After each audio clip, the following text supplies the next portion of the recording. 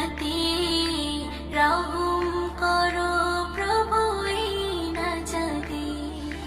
মরণ যদি আসে রমজানেতে, ক্ষমা করে দিও প্রভুর বাড়িতে।